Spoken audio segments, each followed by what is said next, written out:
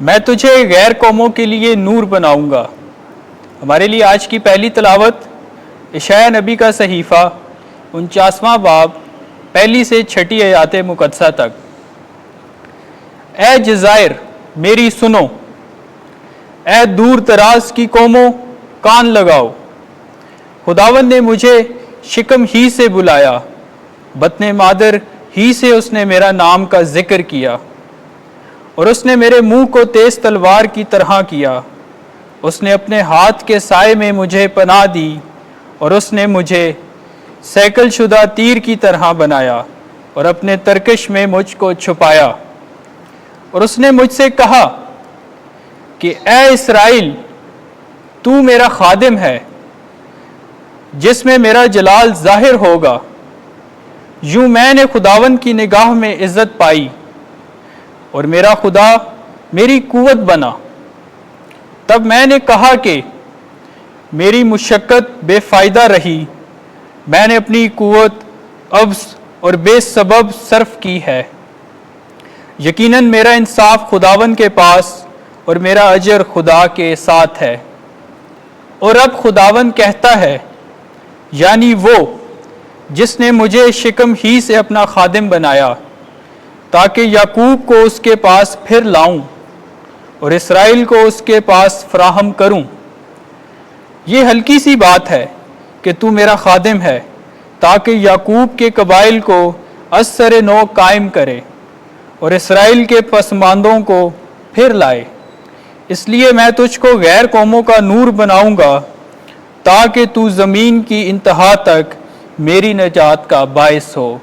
پاک کلام کے پڑھے اور سنے جانے پر خدا کی برکت ہو۔ زبور 139 جماعتی جواب۔ میں تیرا شکر کرتا ہوں کہ میں عجیب طور سے بنایا گیا۔ اے خداوند، تو مجھے جانچتا ہے اور تو جانتا ہے، تو میرا اٹھنا بیٹھنا جانتا ہے اور میرے خیالات کو دور سے سمجھ لیتا ہے۔ تو میرا چلنا اور لیٹنا پرکھتا ہے اور میری سب راہوں سے واقف ہے۔ جماعتی جواب۔ میں تیرا شکر کرتا ہوں کہ میں عجیب طور سے بنایا گیا۔ تو نے میری ماں کے بطن میں مجھے ترکیب دیا ہے۔ میں اس لیے تیرا شکر کرتا ہوں کہ میں اس قدر عجیب طور سے بنایا گیا اور کہ تیری صنعتیں تعجب انگیز ہیں۔ جماعتی جواب۔ میں تیرا شکر کرتا ہوں کہ میں عجیب طور سے بنایا گیا۔ تو میری روح سے خوب واقف ہے، میری ماہیت تجھ سے چھپی نہ رہی، جبکہ میں پوشیدگی میں بنایا جا رہا تھا اور زمین کی تہ میں مجھے ترکیب دیا جا رہا تھا۔ جماعتی جواب۔ میں تیرا شکر کرتا ہوں کہ میں عجیب طور سے بنایا گیا۔ یسوع جس کی پیش خبری یوحنا نے کی، ہمارے لیے آج کی دوسری تلاوت رسولوں کے اعمال 13واں باب 22ویں آیت سے 26ویں آیت مقدسہ۔ اس وقت پالوس نے کہا، خدا نے داؤد کو برپا کیا کہ وہ ان کا بادشاہ ہو، اور اس کے حق میں یہ گواہی دی کہ میں نے اپنے دل کے موافق ایک مرد داؤد بن یسی کو پایا ہے، جو میری تمام مرضی کو پورا کرے گا۔ اسی کی نسل میں سے خدا نے اپنے وعدے کے مطابق اسرائیل کے لیے ایک مخلص یعنی یسوع کو مبعوث کیا۔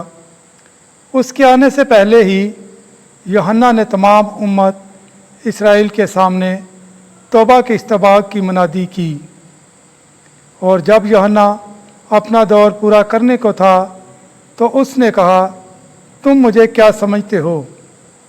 میں وہ نہیں، بلکہ دیکھو میرے بعد وہ آتا ہے جس کے پاؤں کی جوتی کھولنے کے میں لائق نہیں۔ اے مردو بھائیو، ابراہیم کی نسل کے فرزندوں اور تم میں سے جتنے خدا سے ڈرتے ہو، ہمارے پاس اس نجات کا کلام بھیجا گیا ہے۔ پاک کلام کے پڑھے اور سنے جانے پر خدا ان کی برکت ہو۔ خدا کا شکر۔ خداوند آپ کے ساتھ ہو۔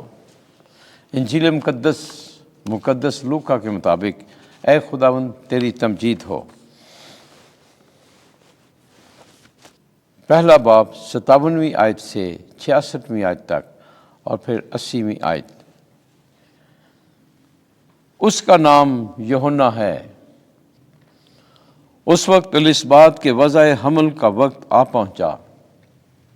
اور اس کے بیٹا ہوا، اور اس کے پڑوسیوں اور رشتہ داروں نے یہ سن کر کہ خداوند نے اس پر بڑی رحمت کی، اس کے ساتھ خوشی منائی، اور وہ 8ویں دن بچے کا ختنہ کرنے آئے، اور اس کے باپ کے نام پر اس کا نام زکریہ رکھنے لگے۔ مگر اس کی ماں بول اٹھی اور کہا کہ نہیں، بلکہ اس کا نام یوحنا ہے۔ انہوں نے اسے کہا کہ تیرے گھرانے میں کسی کا یہ نام نہیں۔ تب انہوں نے اس کے باپ کو اشارہ کیا کہ تو اس کا کیا نام رکھنا چاہتا ہے؟ اس نے تختی منگا کر لکھا کہ یوحنا اس کا نام ہے، اور سب نے تعجب کیا، اور اسی دم اس کا منہ اور اس کی زبان کھل گئی، اور وہ بولنے اور خدا کی تعریف کرنے لگا۔ تب ان کے آس پاس کے سارے رہنے والوں پر ڈر چھا گیا، اور یہودیہ کے تمام کوہستان میں ان سب باتوں کا چرچا پھیل گیا، اور سب سننے والوں نے ان کو اپنے دل میں رکھ کر کہا کہ یہ بچہ کیسا ہونے والا ہے، کیونکہ یقیناً خداوند کا ہاتھ اس پر تھا۔ اور وہ بچہ بڑھتا اور روح میں قوت پاتا گیا، اور اسرائیل پر اپنے آپ کو ظاہر کرنے کے دن تک ویرانوں میں رہا۔ انجیل مقدس کے وسیلے سے ہمارے گناہ معاف کیے جائیں۔ اے مسیح تیری ستائش ہو۔